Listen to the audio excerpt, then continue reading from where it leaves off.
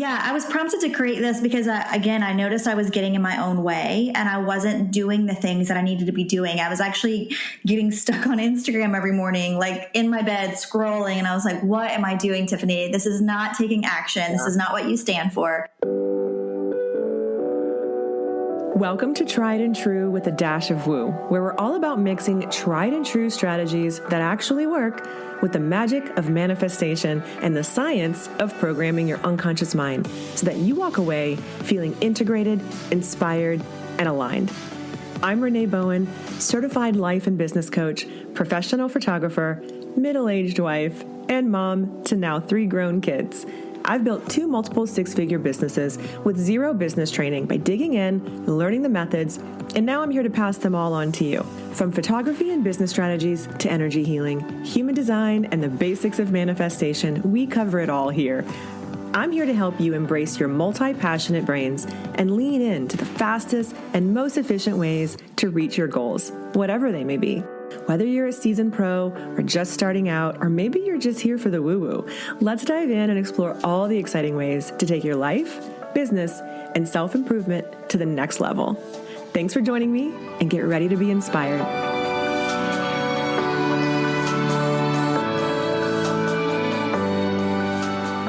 Hey guys, welcome back to Tried and True with a Dash of Woo. I am Renee, your host, and today we're speaking with Tiffany Napper, who is a really good friend of mine.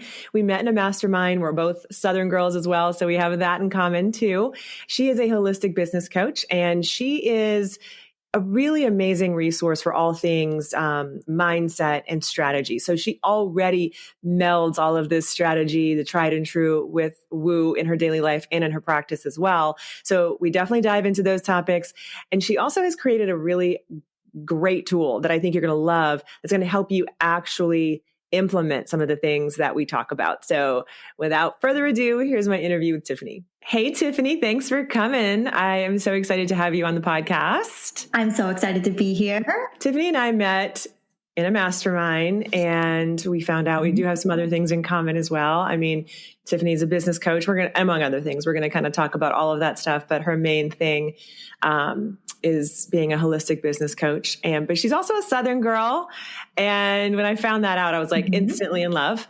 So you have a connection to New Orleans as well, right? Yes. I'm from Louisiana, and Louisiana blood through and through, and spent most of my adult life in New Orleans, Louisiana. I love it. Yeah. So when I found that, I was like, oh my God, my people. And now you're in Nashville. You're based in Nashville, right? Yes, that's correct. Yeah. Yes. Awesome. And she's really big in the community there too. So like if you're in Nashville, just as a side note, and I'm sure we'll kind of dive into all of that stuff in our conversation today, but Tiffany does a lot of business coaching online, but she's also like in the community, like leading coffee talks and like in-person things. And so definitely reach out to her if you are in the Nashville area, because she's an amazing resource for you to have. But I wanted to dive in. So we're going to talk about a lot of different things today, because like myself, you have worn a lot of hats, and you like to, kind of dive into a little bit of the strategy and a little bit of the woo. Like, this is perfect. So just in your general, like, we're going to just jump right into that conversation. How do you incorporate strategy and woo, not just in your business, but in your life as well? Ooh, well, I mean, honestly, it's just second nature now, because it has become so much a part of how I live my life. And so I guess the short way to say it would be, I don't do anything without checking in with my heart. I don't do anything anymore without checking in with, how does this feel? Which in my mind is a little bit of the woo, right? Like, it's not always just about the numbers or what makes sense on paper. It's about like, does this feel good? Do I want to do this? Is this taking me in the direction that I want, where I want to be? And that's simply because I've been down the wrong path before and got really far down it and realized, oh wait, this isn't at all what I wanted. I had to have a major, turnaround moment. So now it's interwoven in everything I do. And so it's second nature also to be part of how I show up in the world, how I show up for myself, and how I show up for my clients. I love that. And you also in your past life, you've been a yoga teacher. You still continue to incorporate, I mean, I'm sure you do yoga, but like, so that probably came into play a little bit as well, right? Yeah, absolutely. And I credit yoga for my, I credit yoga for a lot of things, but I credit yoga for my patience. I credit yoga for my ability to calm myself down in stressful situations. I always laugh because the very first time I got Botox, my injector, Elizabeth, she was cracking up. She was like, "You do yoga, don't you?" She was like, "Your breath is spot on right now," because I don't love needles. So yeah, yoga, breath work has got me through a lot, and I absolutely incorporate it now and again with what I do. Mostly just when I'm hosting a retreat, I'll lead yoga for the group. I'm not a practicing yoga teacher anymore, right. But still love it. Still practice myself all the time. Yeah, I feel like when you've done that, especially, it just becomes a part of kind of who you are, no matter what. Like you wouldn't be able to leave, you know what I mean? Leave it out of anything. So, but I do think that, like you said, the breath, like it comes into play, I feel like with everything. So, I don't know. I just feel like it's a great base to sort of rely back on, if you will. So, and speaking of retreats, I did want to just pick your brain for a second about that, because I know we chatted for a minute about it, but Tiffany just co-hosted a really amazing retreat, and she's got another one coming up. The place where you had it looks absolutely amazing. And I just want to run away and live there. Oh my gosh. So yes. Tell us a little bit about the retreat that you're planning for next year, and why that is so important for, I mean, anyone, but like kind of coming from that perspective of a creative entrepreneur, female, especially, like what happens at these retreats? Because I don't think a lot of people actually understand, like, it's a great getaway, but what really is, like, what are you going to walk away with? You know what I mean? Yeah. Yeah, absolutely. It's so much more than just a vacay. And we're going back to Sayulita, Mexico, which is where I just came back from. We're going back to the same property. It's a private resort. And I've rented out the entire space once again. So there's nobody else on property while we're there, which is just amazing, because sometimes we are doing a little bit of, vulnerable reflection. And it's nice to just know that, like, you don't have to worry about anybody else walking by. If we all break down in tears over something, like, it's fine. And so, we're going back to Sayulita, Mexico, but retreats are powerful. I think for a couple of reasons. I think one, because it's so rare as a woman, I'm going to speak in general terms, but it's so rare that we put ourselves first and that we give ourselves permission to do something that's just for us. So a lot of times the women that come on the retreats, they'll say, like, this is my first solo vacay in X amount of years or ever, right? Like, they've always gone on vacations with their significant others or their children or their family. So it's powerful in that sense, because it just immediately sets this precedent that you're showing up for yourself in a way that maybe you haven't in the past, and that you're taking care of yourself. And then above and beyond that, with the retreats I lead, we do a lot of inner self-reflection, a lot of journal prompts. And then we always do some sort of a group mastermind session where we're all in a room together, sharing where do we need support, and then everyone else kind of chimes in. And it seems so simple, but when you put yourself in that room, or you put yourself at that table, conversations happen, things happen, ideas strike, epiphanies are unlocked. Like, you cannot put a price around the amount of just energy that is cultivated when you're at these retreats. So that's why they're so special to me. Yeah, I have to agree. The energy is really, I think, the key. You kind of hit the mark right there. I mean, like, it does. It sounds simple in theory. Like, you think, oh, well, I can kind of get that done by doing this. But there is something really, really different about being in close proximity in a physical space with other like-minded souls. And like you said, being open and getting to a place where you probably are being a little bit more vulnerable than you ever have been or felt safe to do. And that's really about, like, you're so great at creating such a safe space for people. And I think that is a gift. That's one of your gifts. And it's not something that a lot of people do easily. So I think that also is a big part of it. Like, you have to feel safe enough to open up, to be vulnerable, because that's the whole point. Like, Tony Robbins always says, like, play full out. That's all I ask of you. Like when you go to his events, right? Like all I ask is that you play full out. Like if you're going to go to something like this, like a retreat and take this kind of time for yourself and your business, play full out, like make that commitment to yourself, which I think is amazing. And so much magic happens when you decide to do that. Yeah. I mean, it's funny that you said that, what you just said about the vulnerability piece, because one of the gals at this recent retreat, that was the first thing she posted on social media when we all got back, which was, I will say, was really beautiful. One of the other things I'm really intentional about is I always have photographers with us so that you can put your phone away and not have FOMO, like, oh, but I didn't catch the moment. It's like, no, girl, I got you. We're catching the moments. Don't worry. And so it was really beautiful because everyone put their phones away. Everyone was really present. And so when we got back, everyone started posting, right? Like telling their stories of what it was all like. And one of the first posts I saw was someone saying, like, I did not think I was going to go into this retreat and be vulnerable. And, there was no way I was going to open up to these strange women. And she was like, day one, I'm like broken down in tears, revealing everything, like, and it's beautiful. It's beautiful. I'm honored and grateful every day for being able to create those kind of spaces for people. I love that. Yeah, no, that's the biggest, like you said, that's great feedback, because I mean, ultimately that's what, we're striving for when we kind of create those. And you're so great at creating those types of spaces, because, you have this, I think maybe part of your background with the whole PR, like you've always just kind of like, Tiffany has, this background in PR. So she understands at a very deep level, not just branding, which is extremely important, but also showing up, being visible, and also how to sort of, package that authenticity. Because it's all about, you know what I mean? Like we're not trying to be like a fake version of you, but how can you show up in this vulnerable space and also yet still as you, right? And so I think that's a really big piece of it. Yeah. So that kind of leads me into another question I wanted to ask, because as a coach myself, I definitely see, I think we tend to hear a lot of not the same questions, but similar issues that our clients are having and similar problems that they're dealing with, lots of struggles.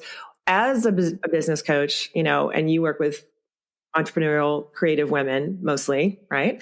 What is something you see them struggle with frequently? And also, how do they work through it? Like, what are some of the, you know what I mean? Like, that's the other piece of it, so that we can kind of give some strategy to the audience. Yeah. Yeah. That's so hard to narrow down, but I would say two things that always come up. One is lack of clarity. So I hear the word overwhelm almost every day. I'm so overwhelmed, Tiffany. I'm so overwhelmed. And we can think, oh, that's because you got too much on your plate. But that's not actually what's going on. You're overwhelmed because you're not really clear on what you need to be focusing on. So you've put too much on your plate as a means of just like, oh, I'll just do it all. So lack of clarity, lack of understanding what really matters, what's going to move the needle, where do we need to be focusing? And then sometimes it's also lack of confidence. I would say that is number two, and not in a bad way. Like that sounds so negative, but more in a way in which it's like, it's really hard to show up for yourself and show up for your business day after day after day. Like it's hard to be an entrepreneur. I'm not going to sugarcoat that, right? There's going to be days that are really hard and your self-esteem is going to take a beating every now and again. So it's impossible, I think, to go into every single day feeling like your own biggest cheerleader and I've got this and I'm super confident. So it's normal to be lacking some confidence every now and again. It's normal, especially the longer you've been in the game, it can get tiresome. So lack of confidence, and that plays out in so many ways, right? When you're not confident, then you're not making decisions. When you're not making decisions, then you're not taking action. When you're not taking action, you can't possibly be bringing your dreams to life. So I would say those two things. I mean, I could go on and on. There's definitely others that pop up, sales, money, money mindset. Oh my gosh. But if I had to zoom out, I would say clarity and confidence. Yeah. I definitely see a lot of that in myself as well. And the confidence is also, I think, surprising to some people. Like they know, I don't know if that's been your experience as well, but, they'll say things like, I don't like promoting myself, or I don't like, but they don't really relate it to the fact that well, what's really kind of going on there? Like, what really is the deeper underpinning of why that's happening? And also, like you said before, the putting so many things on the plate so that you end up overwhelmed is often, I see, a result of just, like you said, putting too many things on the plate because you're not focusing on the right things, but also, it's almost like a defense mechanism in a way. Like, I'm just going to almost like a numbing thing. Like I'm not going to pay attention to the fact that I got to deal with the fact that I don't want to show up for myself or I've got issues with worth or whatever it is. So I'm just going to put a whole bunch of crap on my plate and then I'm going to be paralyzed. Yeah. No, I know. I was just speaking at an event last week and I was like, I'm going to break some really bad news to you. When you put all these things on your to-do list and you're so proud of yourself for check, check, check, it's actually a form of procrastination. And they were like, I was like, I'm sorry, but it is, because what are you avoiding? The one task that actually is going to make a difference. And it's so true. I see it over and over again. And I do it. We all do it. We all do. Absolutely. Absolutely. And I think that what's really cool is that you've created a tool, like a physical, actual tool, and in real life strategy. Because there's a lot of strategies that we use in coaching, right? Especially one-on-one or with a small group mastermind, like you also run. You just recently came out with these journals. It's behind you, the BGA Journal. And I want to talk about that because this is a phenomenal tool for exactly what you're talking about. And tell us a little bit about how that came about and how we can use that. Because I love it. I think it's amazing. I can say praises all day, but I want to hear what you were prompted to create. Yeah, I was prompted to create this because, I noticed I was getting in my own way and I wasn't doing the things that I needed to be doing. I was actually getting stuck on Instagram every morning, in my bed scrolling. And I was like, what am I doing, Tiffany? This is not taking action. This is not what you stand for. You know better. But it's really easy to know what we should be doing. Like, I should be going to the gym every day. It's totally different to actually get up and go to the gym every day. So because I'm a certified yoga teacher and a yogi, I had this little framework in my mind when we were learning how to teach yoga. They taught us something called breath, posture, movement. It was just a certain cadence, a certain cueing formula that we were supposed to use to help a yogi on their mat go from one position to the next, right? To move from point A to point B. So in my mind, I was like, I need to move from point A to point B right now. So I developed breath, goal, action. So instead of breath, posture, movement in yoga, it was breath, goal, action. And that's what the journal is. It's the BGA Journal. And so you start with a little bit of breath work just to calm your nervous system and to make sure that you're feeling really confident and aligned before you move into action. Then we move into stating a goal, getting really, really specific on what the goal is for today, not for tomorrow, not for the end of the year, but for today. And then you just keep breaking it down. So next is your action items. How are you going to bring that goal to fruition by the end of today? What are the next steps you're going to take? And then there's a little evening check-in as well, because I think it's so, so important that as you're cultivating new habits, you're giving yourself that little dopamine hit of being like, look what I did, right? And celebrating your progress. Yeah, I love the evening check-in because I think that for me, first of all, the whole idea behind it is great because you're right. It's so easy to just get sucked into consuming, and just hopping online and before you even get out of bed or, step out of the shower, you're neck deep in your day and your calendar and your emails and not even sometimes just social, sometimes just our emails can do that. So setting those boundaries with ourselves is really, really important and also really hard to do for a lot of people, especially for the creative brain. Most of my audience, they're creatives and I know you work with them as well.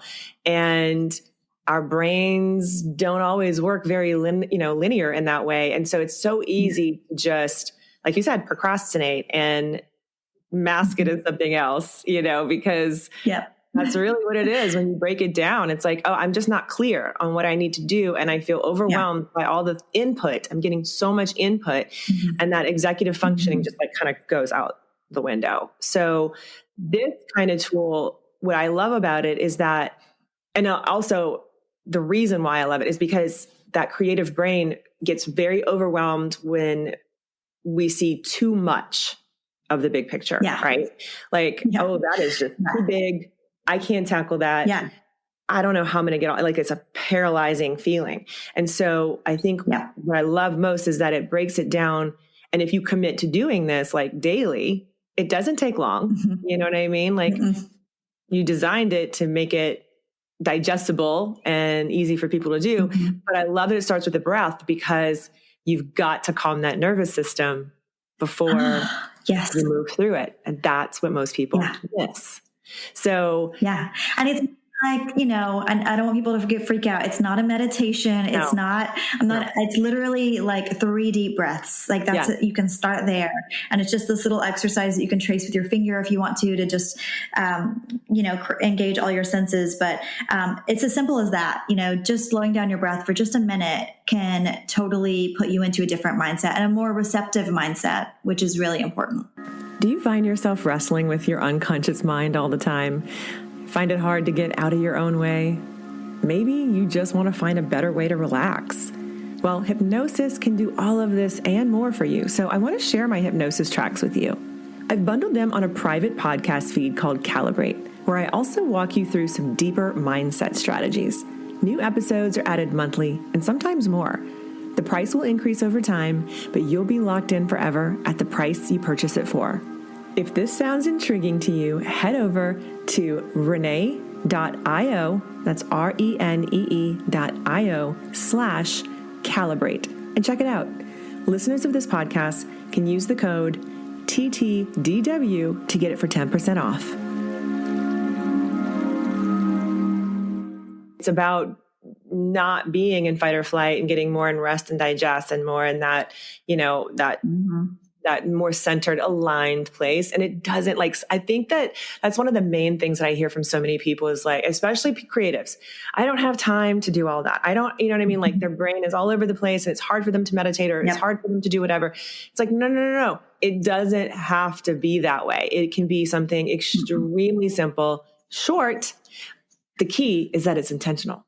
That's it. That's really it. Like, what is the intention behind it? And so, but I do think that's a really big part of it is starting there. And then I love how you kind of guide it. And that evening reflection is, for me, I think one of the most important pieces. I've kind of been doing that for a few years on my own, just because it's really easy. I'm one of those people where I get into bed, I just crash. I expend all my energy during the day and I am tired and I go to bed and I sleep great. And I think I'm so grateful for that. I think it's a superpower, but I always try and at least take a minute and journal, just write down what did I actually do today? Right. Because you know what I mean? It feels like sometimes you feel like you've just done so much. It's hard to even pinpoint some of the things you've done.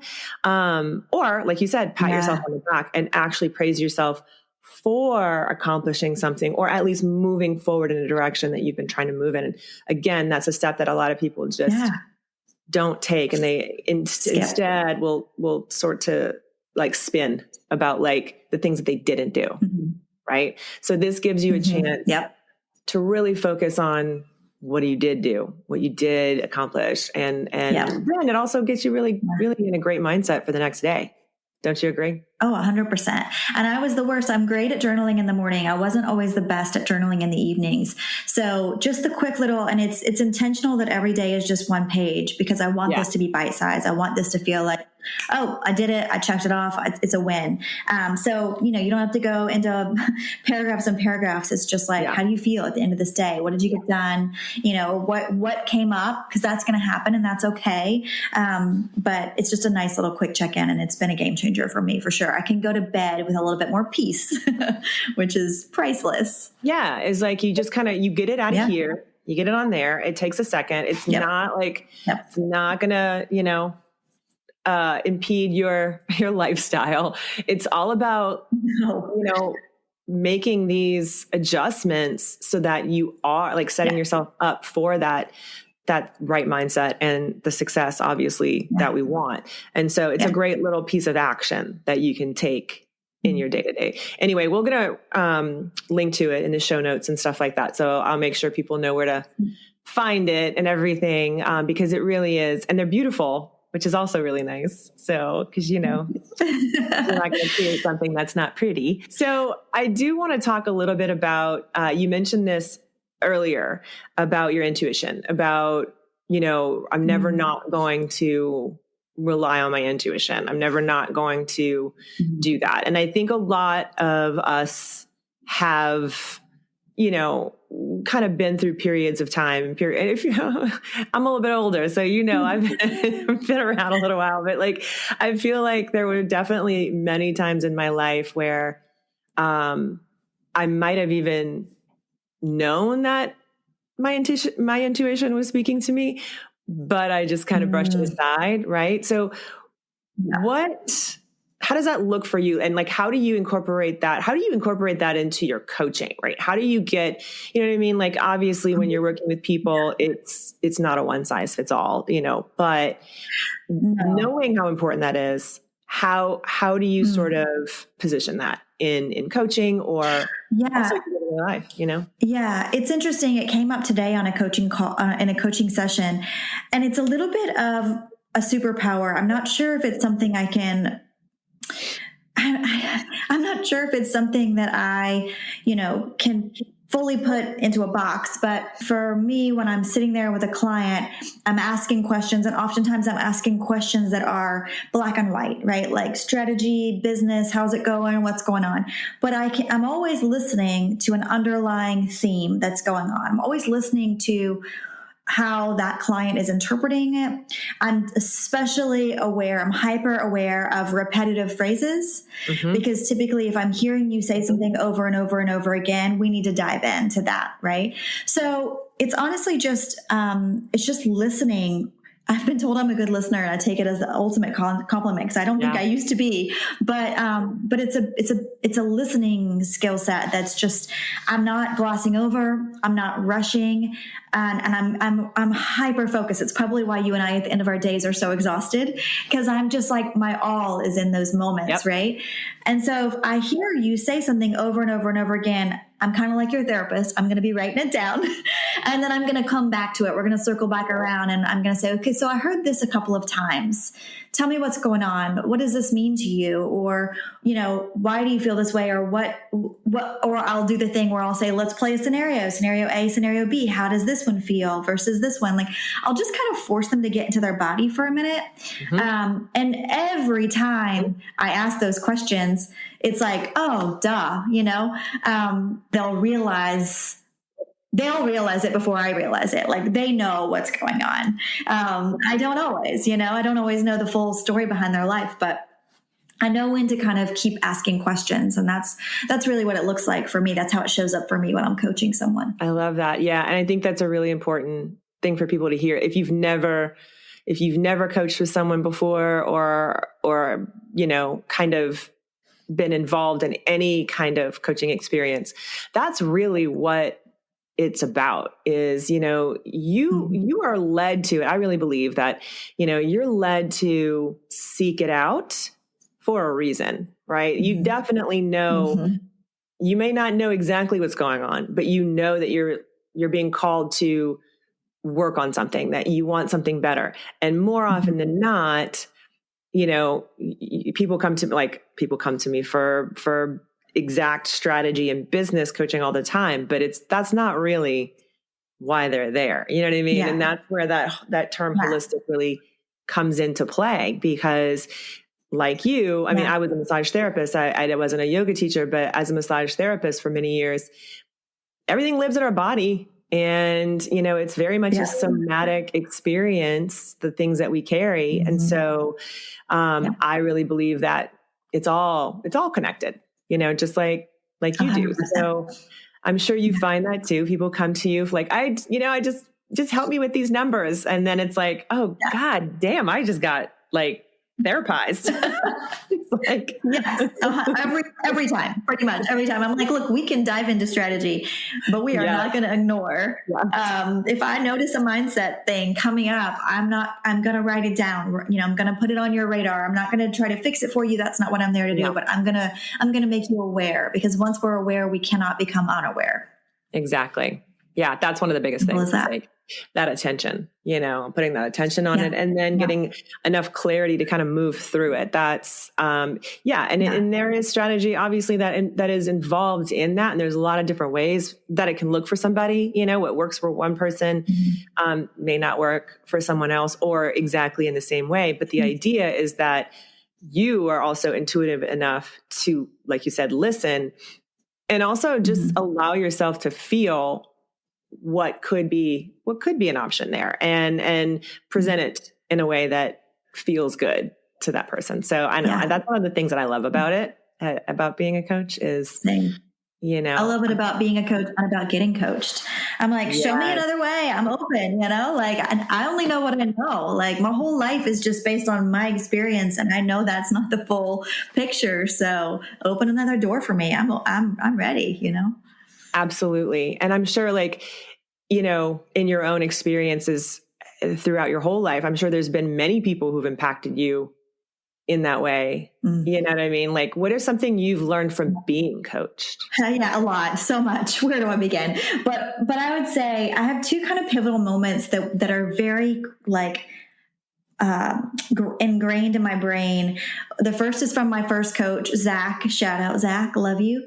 And he really forced me to sit down and recognize like where my ego was coming into play as far as like what I was holding on to and what I wouldn't let go of. And in essence, what was holding me back at the same time. So that was a cry sesh. Sorry about that. But much needed. I really needed that. And then my second business coach, Kaylee Alyssa, she was really just so impactful in the sense of she just was like she didn't let me off the hook. She didn't let me settle. She was probably the first one who was like, nope, you're going to go, you're going to ask for this much money and you're going to call me when it's done. And I was like, what? And I did, and it worked. And I was like, holy cow, this is the power of having someone in your corner. And she always said she was my mirror, which was a beautiful sentiment. And my first introduction to that whole concept years ago. But just really showing me what I really was fully capable of and encouraging me in a way where it was like, it wasn't about her. It was about her just showing me who I was and what I was capable of. So that was really impactful for me. That's a really beautiful explanation, I feel, of coaching and so many other things too. Right. I think that any relationship that we are entering in, any kind of relationship, all the people that come into our lives, right? We're learning partners for each other in some way and mirrors for each other, and can be if that is the perspective that we choose to take, even when things can be hard. But that's a really great explanation, because I think a lot of people do feel like, oh, coaching is for, only this kind of person, or it's, you have to know exactly what you want to fix, before you come into coaching. But that's not the case at all.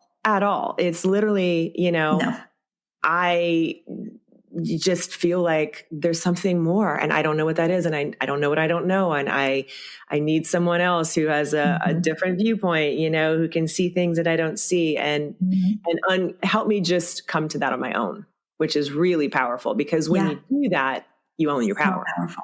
Yeah, exactly. Yeah. It's not about me telling you what to do. I mean, from a strategy perspective, absolutely. I can give you templates. I can share with you what I've seen work and not work. But that's where the woo comes in. Like, I'm always going to say, but how does that feel to you? Because if it doesn't feel good, who cares if it worked for someone else? Like, let's figure out what works for you. So yeah, it's not cookie cutter. I always say if it was, we would all be billionaires, because we would all just follow the same strategy and we would all have successful businesses. But it's just not that black and white. And who you are as the business owner 1000% plays into what your business puts out, how it's perceived, all of that.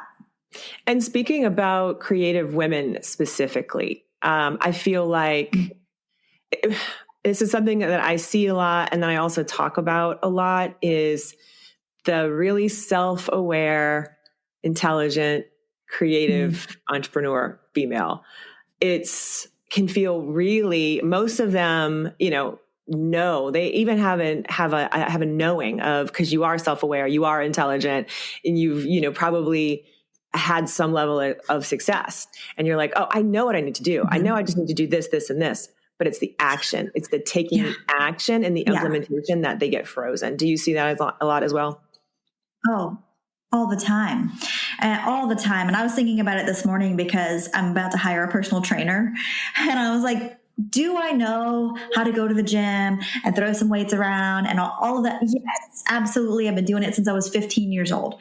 However, right now I'm struggling with convincing myself to lace up my shoes, get in the car, go to the gym. So I'm willing to pay for someone to hold my hand and help me get back on track and get over this hump. And that's kind of how coaching is. Like, it's not necessarily always that you don't know. You might know. However, knowing and doing are so different.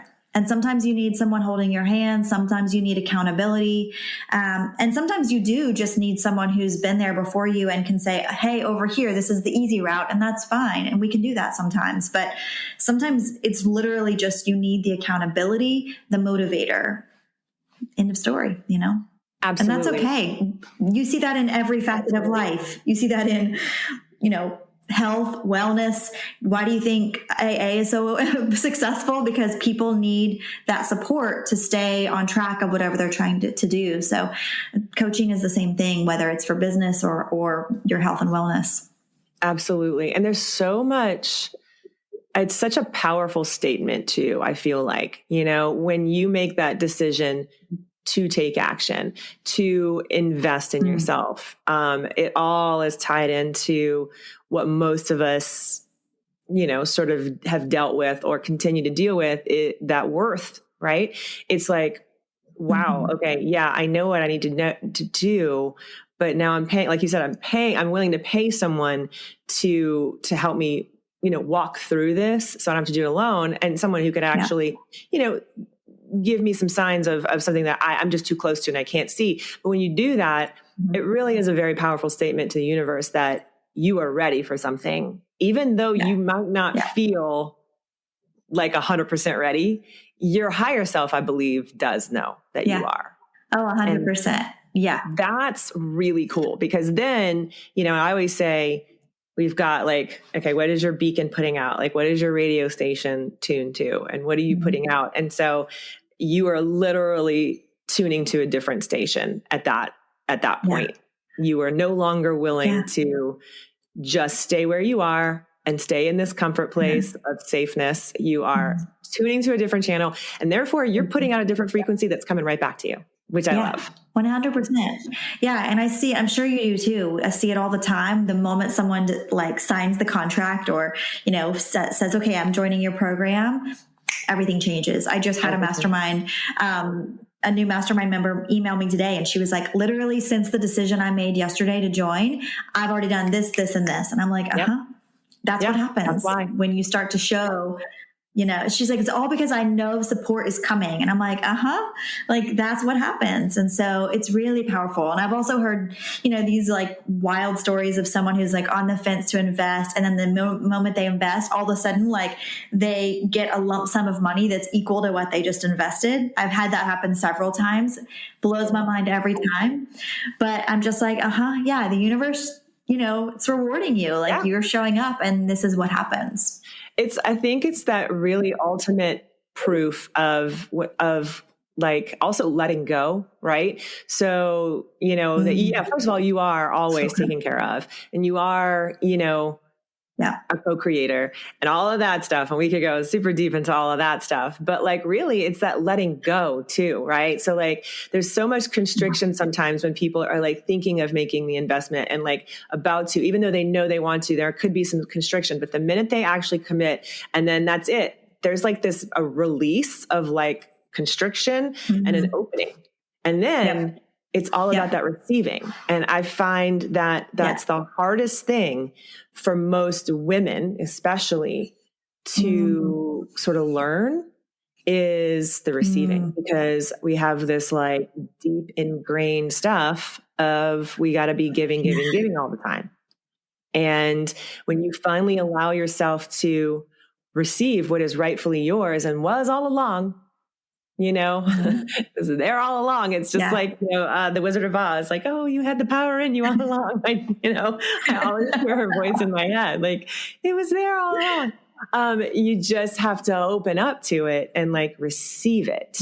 And that's, I think, one of the things I see like really difficult for women to see and also open up to. 1000%. And I have a speech I give and a sticker that matches that says help is not a 4-letter word, because I think, unfortunately, even in this, you know, I'll speak of my heritage coming from the South, where, you know, it was very much like, you know, the woman was like making the meals and inviting people in and having the parties and all these things. And the idea of asking for help was like a bad word, right? Like, oh, we don't do that. So this whole presentation I give is all about like, how do we give ourselves a new definition to the term help? And I also share a bunch of studies in that presentation about, it's fascinating. It's studies about how when we do ask someone for help, it actually makes them feel good. Mm-hmm. So like this whole time we're like, I can't ask for help. I don't want to be a burden, or I don't want someone to think I'm incompetent, right? Those are two things that come up quite a bit. But in reality, all the studies show when you ask someone for help, it strokes their ego a little bit, and then they feel valuable. And what does everyone in the world want to feel? Seen and valued, right? Absolutely. So it's a beautiful thing, but I think we have a long way to go in understanding what it really means to A, ask for help, and then B, receive help. And really receive it. I know one of the exercises that I do with my coaching students sometimes is I'll just have them reflect on just simple things like, just imagine you're at a cafe with a friend and you're just having a nice lunch, and you see like a past client or someone that you've worked with, and they come over and they say hello to you, and they start talking about how, like, because they haven't met your friend, you kind of introduce them, and they're like, oh my gosh, I just want to thank you so much for X, Y, and Z. She helped me so much, blah, blah, blah. She's basically bestowing all of these amazing accolades on you. How does it feel in your body? Where does it feel in your body? And 9 times out of 10, most of the women that I work with are like, it feels really uncomfortable, like constriction, like my chest gets tight or my stomach gets tight. And it's like, okay, that is a receiving issue. Like if you have a hard time even receiving a compliment, then you know it's going to be hard for you to receive money, because it's the same kind of thing. And we kind of equate money with everything, right? Like how we were, our worth, what our worth is or was as a child or whatever it is, it all equates to like the receiving of money, especially if you're in business and you're literally asking an exchange of money, you know? For money. So I think that is a really big thing. And I think you're right that we've come a long way, but we have some places to go there. Have you ever like dove into, because I think it's fascinating, and I'd like to maybe find some more books or research that speaks to this, specifically about how, because I'm from the South too, and I definitely, was brought up definitely that way. And again, this is just generations. It's just, it's by no fault of anyone. It's just kind of the way people were raised. And it's not just in the South, it's everywhere. And I see this a lot. That's all an underpinning of codependency. It's the whole, like when someone brought that to my attention, and it's kind of codependency and narcissism are almost opposite ends of the coin. So if you kind of think about it in terms of like, all right, if I just do for everyone and I never ask for help, that's your way of controlling people as well. It's your way of trying to exert control over your environment, right? And so the trap is that most of us don't see that. We think of it as being altruistic and being very martyr, like I'm just going to do everything for everyone else. But really, why are you doing that? Because you're kind of getting something from it, right? What are you getting from that? Have you ever like kind of dove into that topic? Is that... I mean, not too deep, but now I want to, because I've definitely read a little bit about this, and I think it's so fascinating, especially because, not to go off on a tangent, but for those who don't know this about me, I was briefly married to someone who was an extreme narcissist. So I find it fascinating that they always say narcissists and I'm talking narcissistic personality disorder. I'm not talking about the adjective that gets thrown around. Yeah. They say that someone with NPD is typically attracted or looking for someone who's on the opposite end of that scale, right?